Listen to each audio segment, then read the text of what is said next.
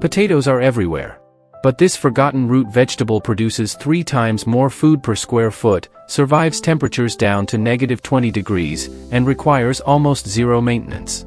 Indigenous people relied on this crop for millennia. Modern gardeners have completely forgotten it exists. Stick around. At number 4, I'll show you the one mistake that kills this plant, and at the end, a simple trick that doubles your harvest. The vegetable is called sunchoke, also known as Jerusalem artichoke. It's not from Jerusalem. It's not an artichoke. It's a native North American root vegetable that has been growing wild and in Native American gardens for over 5,000 years. Here's what makes it better than potatoes. It produces more food per plant, survives harsh winters without any protection, comes back year after year without replanting, and it's almost impossible to kill. Potatoes require constant attention. They need perfect soil, regular watering, protection from frost, and careful harvesting.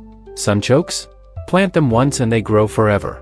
Let me break down exactly why this crop outperforms potatoes in every category. If you're finding this useful, tap that like button and hit subscribe so more gardeners can discover this forgotten crop. Number 1, yield per square foot. Potatoes produce about 10 to 15 pounds per square foot if you're lucky and everything goes right. Sunchokes produce 30 to 40 pounds per square foot without even trying. One sunchoke tuber planted in spring will multiply into 10 to 20 tubers by fall. Each plant can produce 5 to 10 pounds of food. And they do this with zero fertilizer, zero pesticides, and minimal water. Number 2, cold hardiness. Potatoes die at the first frost. You have to harvest them before temperatures drop or you lose the entire crop. Sunchokes laugh at frost. They survive temperatures down to -20 degrees Fahrenheit. The tubers stay in the ground all winter, protected by soil. You can harvest them fresh whenever you need them, even in January or February.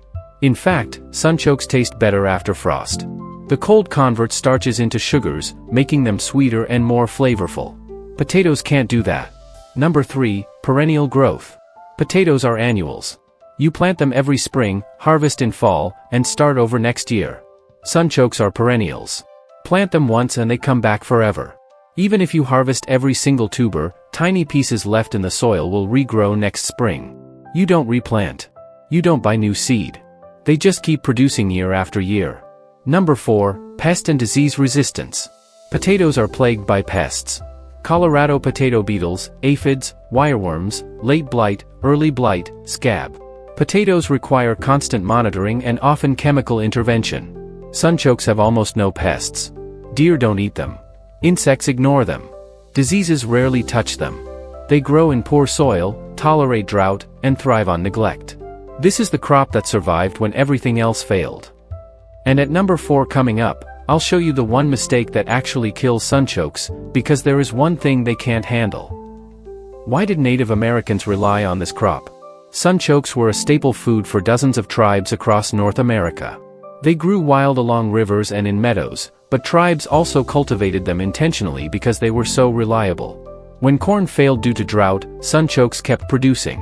When early frosts killed beans and squash, sunchokes survived underground, ready to harvest all winter long. Tribes would dig them as needed throughout the cold months.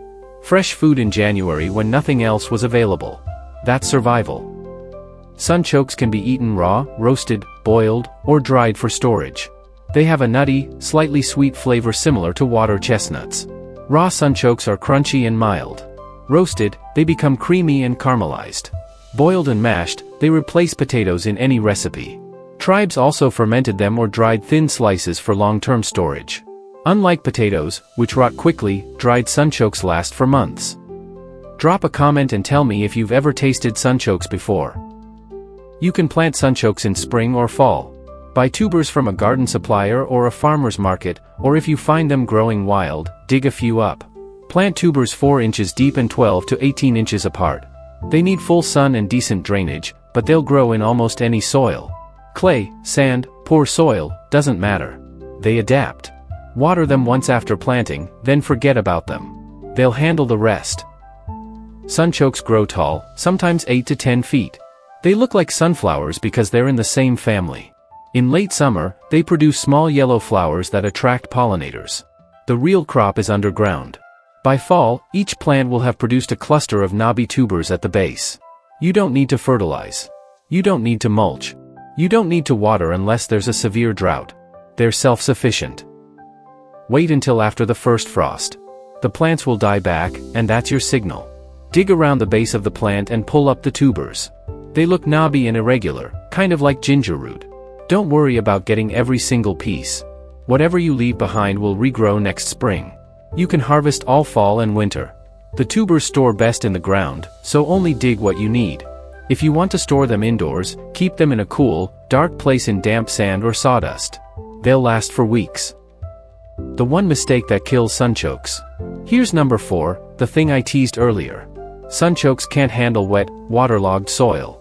If you plant them in a spot with poor drainage where water pools after rain, the tubers will rot. That's the only way to kill them. Plant them on a slope, in raised beds, or anywhere water doesn't collect. As long as the soil drains, they'll thrive.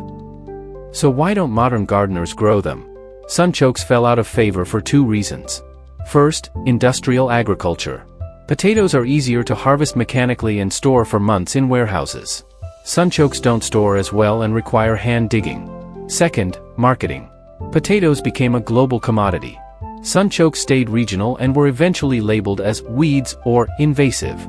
But for home gardeners, sunchokes are superior. They produce more food with less work. They survive conditions that kill potatoes. And they come back every year without replanting. The only reason they disappeared is because modern farming prioritized convenience over resilience. Here's the bonus tip I promised. If you want to double your sunchoke harvest, do this. After the first year, divide your plants. In early spring before they start growing, dig up clusters of tubers. Separate them and replant them in new spots 12 to 18 inches apart. This prevents overcrowding, gives each plant more room, and results in bigger tubers. 1 plant becomes 5. 5 becomes 20. Within 3 years, you'll have more sunchokes than you know what to do with. People for thousands of years, and it's been forgotten by modern gardeners. Plant sunchokes once and they'll feed you for decades. No replanting. No chemicals. No coddling. Just reliable food every single year. If you found this helpful, hit that like button and subscribe for more forgotten crops and gardening secrets. Drop a comment and tell me if you're going to try growing sunchokes. Now go plant something that actually lasts.